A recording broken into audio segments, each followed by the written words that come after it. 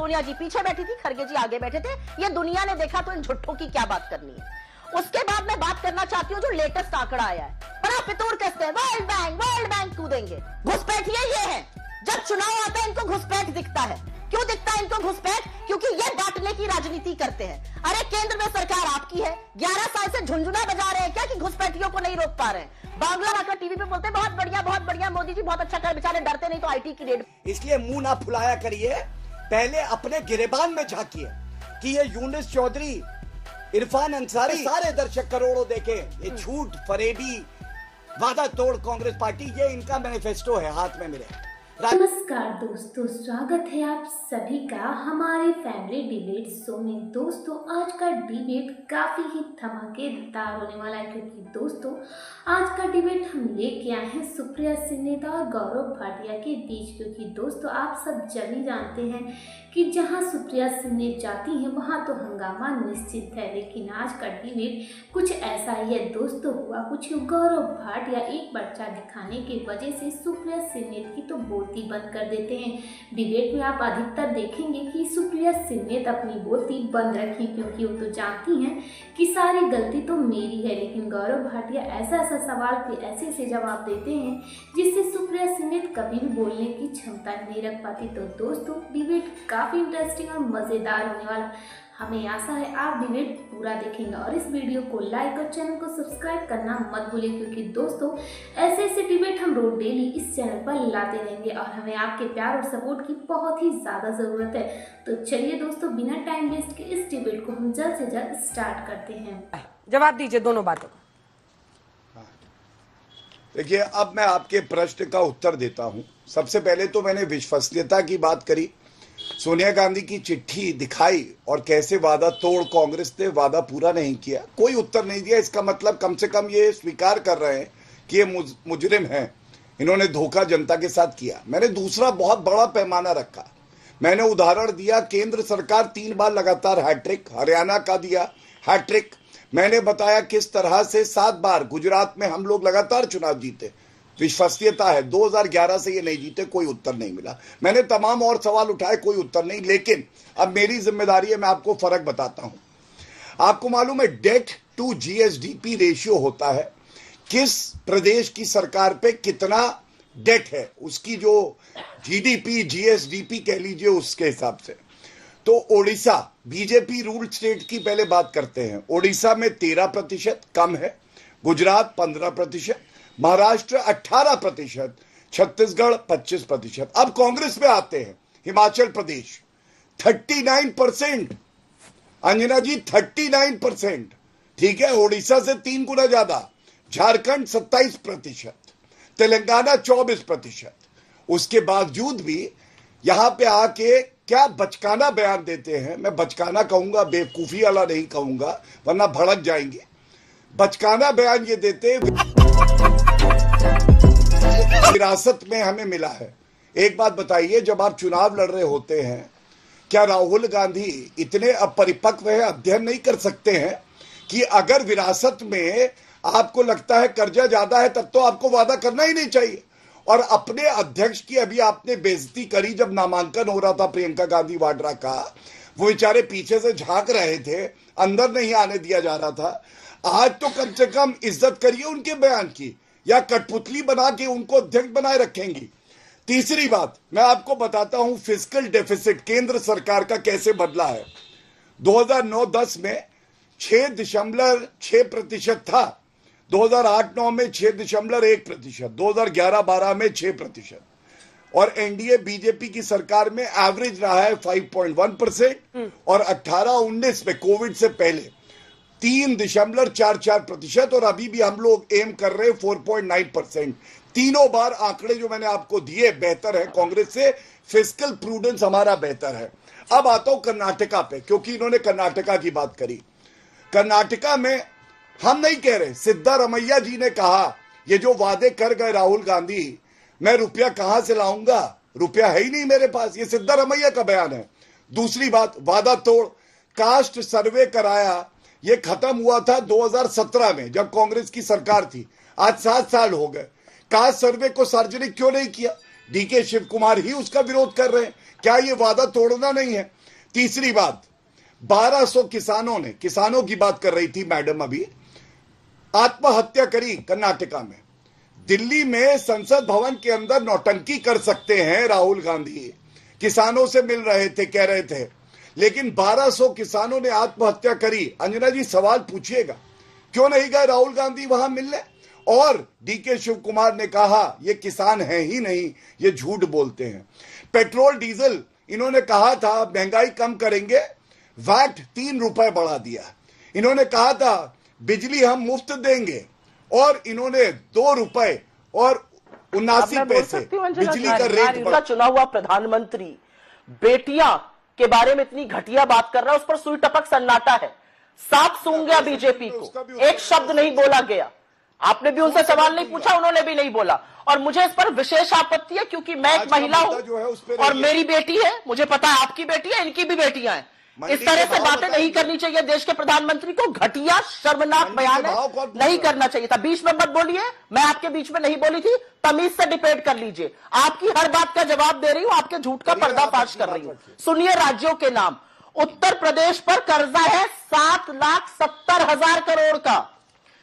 हरियाणा पर कर्जा है 3,17,000 करोड़ का। 10 राज्यों का नाम ले रही हूं, जिसमें से 6 में आपकी सरकारें हैं। तमिलनाडु, उत्तर प्रदेश, महाराष्ट्र, पश्चिम बंगाल, राजस्थान, गुजरात, मध्य प्रदेश, बिहार, ये सारी आपकी सरकारें हैं जहां पर कर्जा टॉप 10 स्टेट्स ऑफ इंडिया में आता है।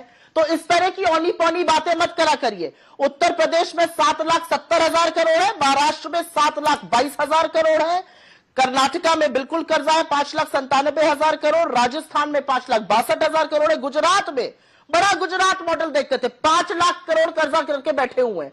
तो यहां मेरा मुंह मत खुलवाइए। लेकिन अंजना जी, आपके डायरेक्ट सवाल का जवाब देने से पहले जैसे वहां जलेबी बनाई गई, थोड़ी मैं भी बनाऊंगी, और इसलिए बनाऊंगी क्योंकि झूठ का पर्दाफाश करना जरूरी है। आपके चैनल पर, आपकी वेबसाइट पर आपके रिपोर्टर ने फैक्ट चेक करके बताया कि खड़गे जी के बारे में नरेंद्र मोदी ने, बीजेपी ने और प्रवक्ताओं ने झूठ फैलाया। उनको चेक नहीं किया गया, उन्होंने खड़गे जी के बारे में फिर से झूठ बोला, वायनाड के बारे में। मैं उसकी पुष्टि नहीं करूंगी, उसकी पुष्टि हो चुकी है। डीएम ने 5 लोगों की अनुमति दी थी, इसलिए खड़गे जी बाहर थे। जैसे ही उनको पता चला लोगों को, वो बाहर गए। खड़गे जी पहले अंदर आए, राहुल जी बाद में अंदर आए। सोनिया जी पीछे बैठी थी, खड़गे जी आगे बैठे थे। ये दुनिया ने देखा, तो इन झुट्ठों की क्या बात करनी है। उसके बाद मैं बात करना चाहती हूं जो लेटेस्ट आंकड़ा आया है, बड़ा फितूर कसते हैं, वर्ल्ड बैंक कूदेंगे। सबसे ज्यादा दुनिया के गरीब भारत में है। 23 करोड़ से ज्यादा गरीब एब्जेक्ट पॉवर्टी में भारत में रह रहे हैं। यह वर्ल्ड बैंक का आंकड़ा है, जिसको लेके कभी कभी आप बहुत कूदते हैं। इस आंकड़े पर भी बोलिए।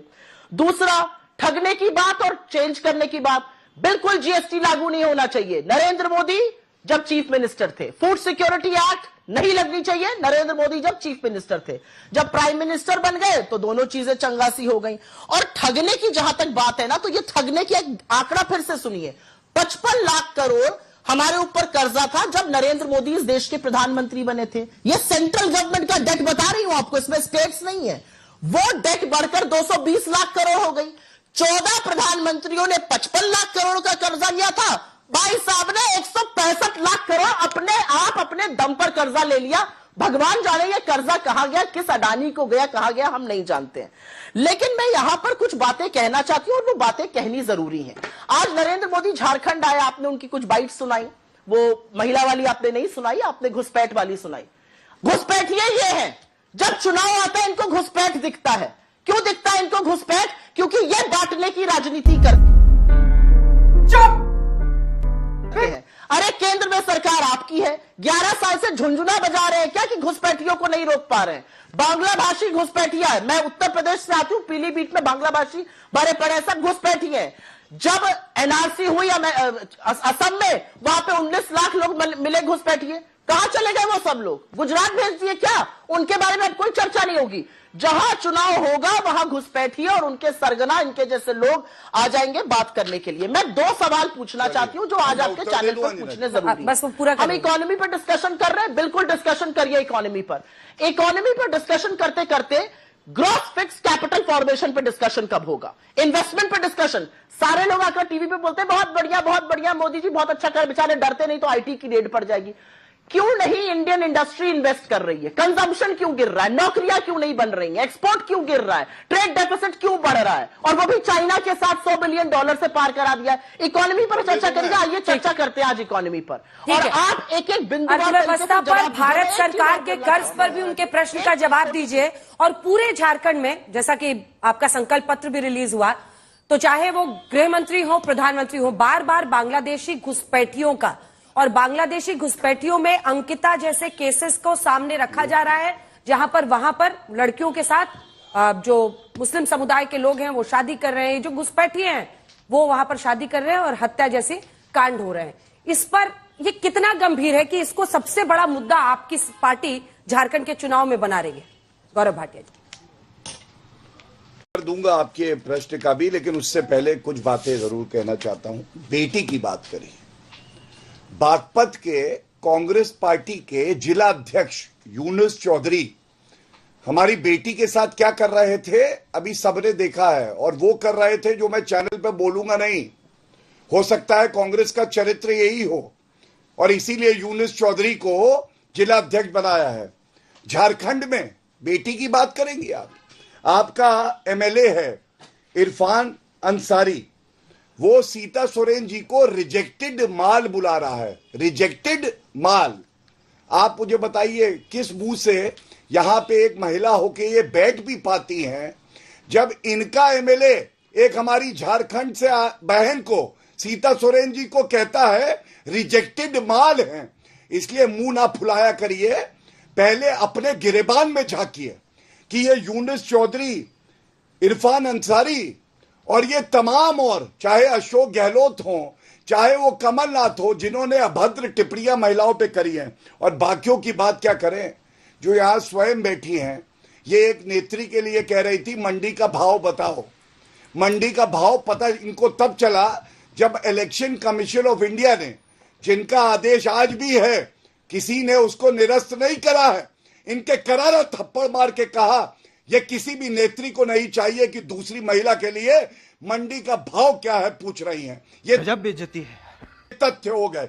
अब आता हूं इन्होंने जो बात करी है, अंजना जी इन्होंने आप इसका जवाब दीजिएगा, बस पूरा करने दीजिए, पूरा करने दीजिए। कोई बात नहीं, आप चुप रहिए। घुसपैठ, हाँ। नहीं आप ठीक लग रहा होगा, झूठ परोसा जा रहा है, आप चेक नहीं कर रहे हैं। नहीं, आप चेक कीजिएगा ना, क्योंकि मुझे मैंने आप मतलब अगर आपके पास केस डिटेल्स है तो आप अभी दिखा दीजिए। अभी दूध का दूध, पानी का पानी हो जाएगा। दिखा दीजिएगा, मैं गलत हूं, मैं माफी मांग लूंगा, कोई बात नहीं। ठीक है। इलेक्शन कमीशन ऑफ इंडिया को घुसपैठ इतना बड़ा इशू कैसे बना? घुसपैठ रोकना होगा तो आपकी सरकार को ही रोकना होगा गौरव भाटिया जी, सिर्फ संकल्प पत्र में डालने से नहीं होगा।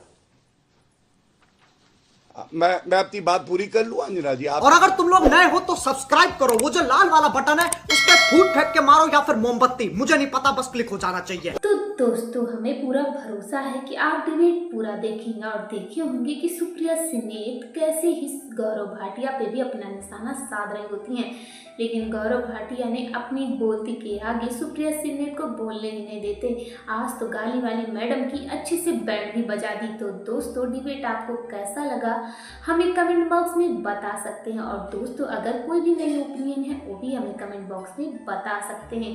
और दोस्तों अगर मेरे डिबेट में कोई भी गलती हो रहा है उसके लिए भी आप मेरे कमेंट बॉक्स में बता सकते हैं। और दोस्तों हमें और प्यार और सपोर्ट हमारे पर बनाए रखिए, क्योंकि दोस्तों हम नए नए डिबेट लाते रहेंगे। और इस वीडियो को लाइक और चैनल को सब्सक्राइब करना मत भूलें, क्योंकि दोस्तों ऐसे ऐसे नए डिबेट इस चैनल पर आते ही रहेंगे। तब तक के लिए मुझे इजाज़त दीजिए, नमस्कार।